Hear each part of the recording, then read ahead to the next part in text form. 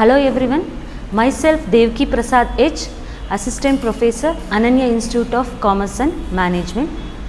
In this video, I am going to explain about the journal entries to be passed in the books of hire purchaser. Accounting treatment in hire purchase system comes the two. One is in the books of hire purchaser and in the books of hire vendor. But according to Tumkur University syllabus, Financial Accounting 1, they are going to ask only journal entries in the books of hire purchaser. Now I am going to explain about the journal entries to be passed in the books of hire purchaser under asset accrual method. In order to pass journal entry, we need a basic information. What are those? Let me list it out.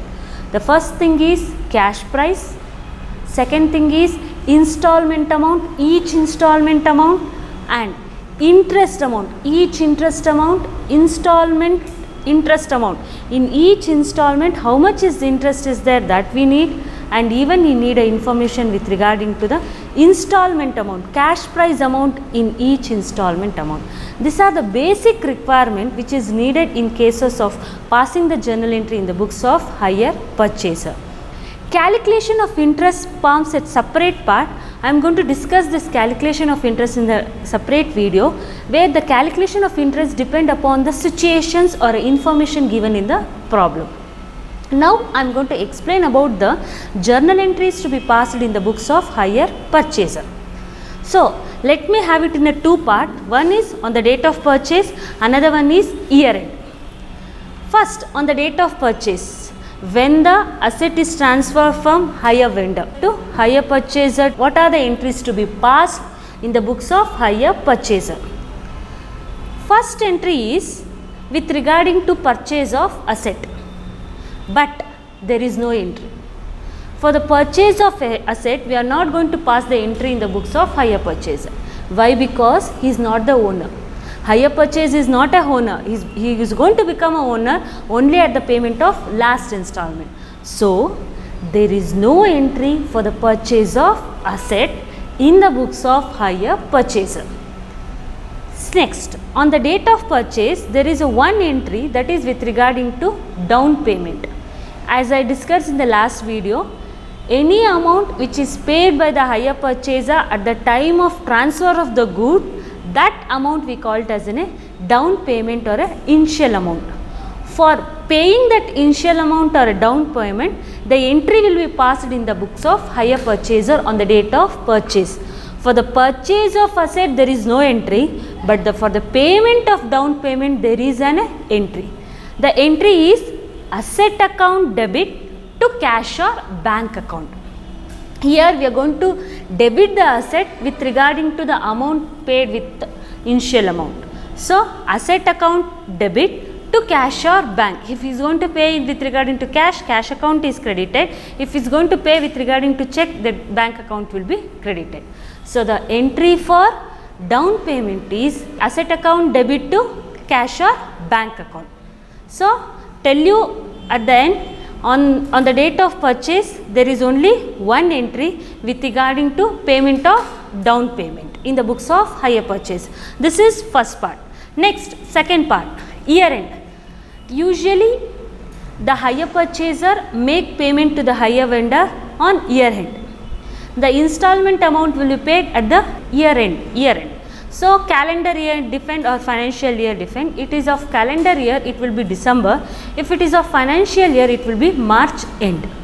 So there will be 4 entries on the year end.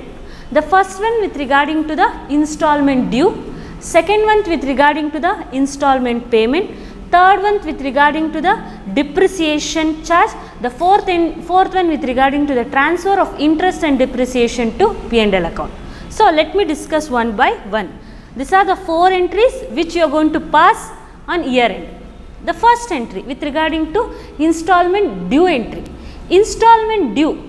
The hire purchaser has to pass entry with regarding to due, then he has to make an entry for with regarding to the payment. And with regarding to the due entry, the entry will be asset account debit, interest account debit to hire vendor. The installment amount is due to hire vendor, so the hire vendor account is credited So asset is coming into that part, so it is debited. Interest is going to be paid to the hire vendor, it is due to the hire vendor, so it is debited. So asset account, the amount will be with regarding to the part of cash price of installment amount. The interest is of that particular installment amount interest to hire vendor, the total installment amount. For hire vendor account, we are going to record total installment amount. The total installment amount will be break up into cash price and interest. The cash price is nothing but a principal part in installment. One thing we have to make a note, in each installment we have to make a break with regarding to principal part and interest part. In principal part it will be transferred to asset account and the interest part will be transferred to interest account. So this is the entry with regarding to the installment due. The entry is asset account debit, interest account debit to hire vendor.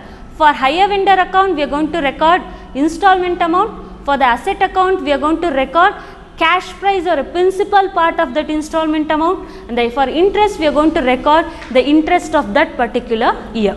This is the entry with regarding to the installment due. Next, second entry on the year end is installment payment entry. First we have passed with regarding to due to hire vendor. Next he is going to make a payment. When he make a payment, the entry will be hire vendor account debit to cash or bank account. The receiver is hire vendor. He may make a payment either in cash or check. Cash means cash account, check means bank account. This is the second entry. Next, third entry.